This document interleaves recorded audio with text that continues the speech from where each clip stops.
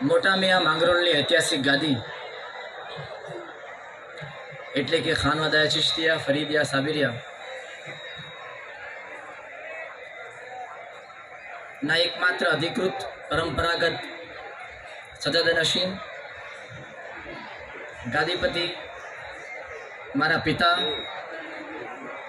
ગુરુ અને આપણા સૌના વડીલ હિઝ હોલીનેસ હઝરત ખ્વાજા સૈયદ સલીમુદ્દીન ફરીદુદ્દીન ચિશ્તી સાહેબ,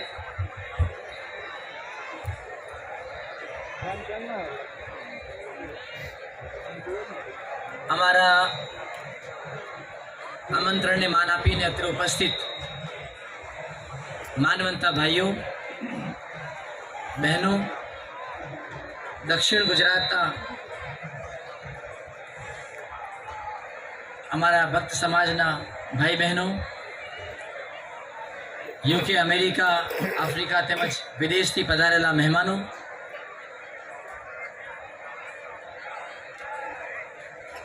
અમારા પરિવારના સભ્યો,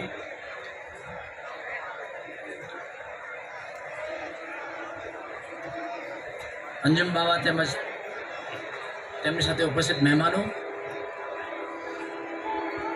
આપ સૌનું હું મોટા મિયા માંગરોળની ગાદીઓથી સ્વાગત કરું છું.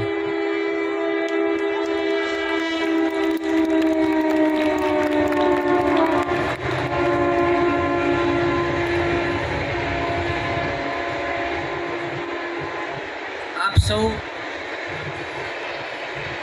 આપના કિંમતી સમયનો ભોગ આપીને અને આમંત્રણને માન આપી અહીંયા ઉપસ્થિત રહ્યા છો. એ મને લાગે છે કે એનું મૂળ કારણ યાદ છે. શું છે? આપણે બધાએ અહીંયા જે ઉપસ્થિત થયા છીએ એનું મૂળ કારણ, મારે લાંબી વાત નથી કરવાની, કારણ કે મને થયું છે કે ઘણા વર્ષો પછી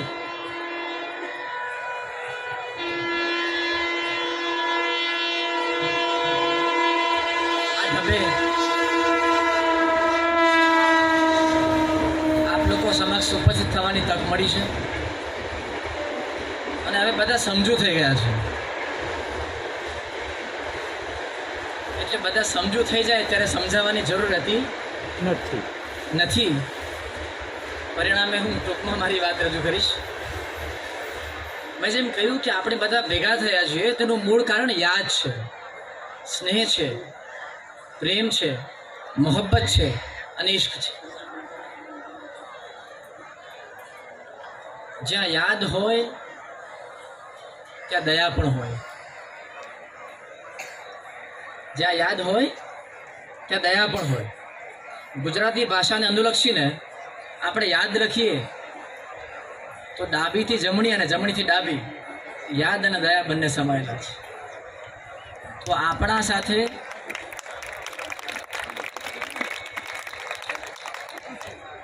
સાથે આ પૂર્વજોની, સૂફીઓની, બુઝુર્ગોની યાદ છે અને એ પરવરદિગારની દયા છે, મહેરબાની છે, કરમ છે કે આપણે સૌ અત્રે ઉપસ્થિત થઈ શકીએ. ખાસ કરીને મોટા મિયા માંગરોળની ઐતિહાસિક ગાદી એટલે કે ખાનવાદાયા ચિશ્તિયા ફરીદિયા સાબિરિયાના મહાન બુઝુર્ગ ઝુબદતુલ આરિફીન સિરાજુસ સાલિકીન રાજવલ્લભ હિઝ હોલીનેસ હઝરત ખ્વાજા મતાઉદ્દીન ઉર્ફે મોટા મિયા ચિશ્તી ત્રીજા રદિલ્લાહુ તાલા અન્હુ સાહેબના આ ઉર્સના મુબારક પ્રસંગે આપણે સૌ ભેગા થયા છીએ.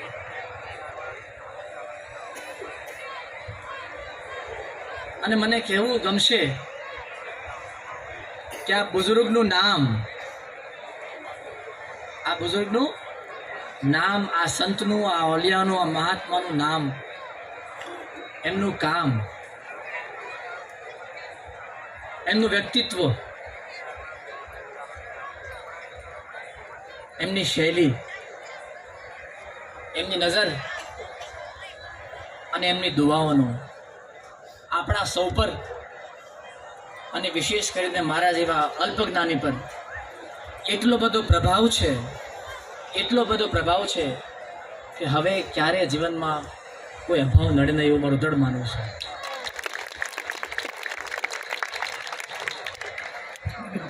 અને દુઆ કરું છું કે આ પ્રભાવની અસર જીવનના અંત સુધી અને ત્યાર પછી પણ નિરંતર રહે. જો હવે સામાન્ય રીતે એ વાત એ કહી શકાય કે જે તમને સાંભળવી ગમે, અને બીજી વાત એ કહી શકાય કે જે તમારા માટે સારી હોય, યોગ્ય હોય, લાભદાયી હોય. સૂફીઓની પરંપરા રહી છે કે એમણે હંમેશા એ વાત કરી છે કે જે તમારા દિલમાં, તમારા હૃદયમાં ઉતરી જાય અને તમારી રૂહાની તરક્કી થાય.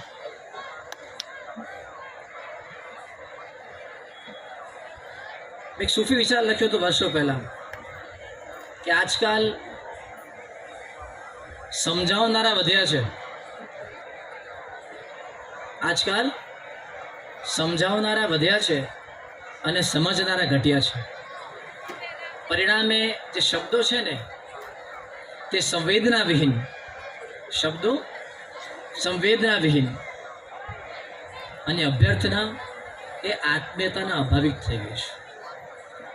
મારું દ્રઢ માનવું છે કે આપણે શબ્દોમાં ફરી સંવેદના ભરવાની છે અને આપણી જે અભ્યર્થના છે આમાં આત્મીયતા ભરવાની છે.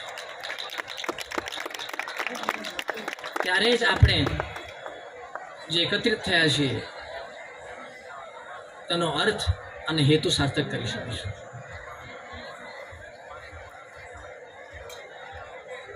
અંગ્રેજીમાં સરસ મજાની એક વાત કરી છે કે a person with too many questions, a person with too many questions does not know silence. A person with too many questions does not know the silence, a place where all answers rest. એક એવી વ્યક્તિ કે જેના બહુ પ્રશ્ન છે, એના મનમાં બહુ બધા પ્રશ્ન છે, તેને શાંતિ વિશે ખબર નથી. શાંતિ એક એવી જગ્યા છે કે જ્યાં બધા જ જવાબો આરામ કરે છે. આપણે બધાને ઘોંઘાટ પસંદ છે. સૂફીઓ અને સંતોએ આપણને એકાંતનું મહત્વ સમજાવ્યું છે. આ વિશ્વમાં લગભગ બધા જ ઘણા બધા એવા પ્રદેશો છે, દેશો છે, સંપ્રદાયો છે, સમાજ છે, વિસ્તાર છે કે જે એકલતાથી પીડિત છે, લોનલીનેસ. જ્યારે સૂફીઓએ અને સંતોએ આપણને સોલિટ્યુડ એટલે એકાંતનું મહત્વ સમજાવ્યું છે, અને જે ખૂબ નિરાલું છે. આજે આપણે જોઈએ તો સમગ્ર વિશ્વમાં સમજણ અને સંતોષનો અભાવ છે.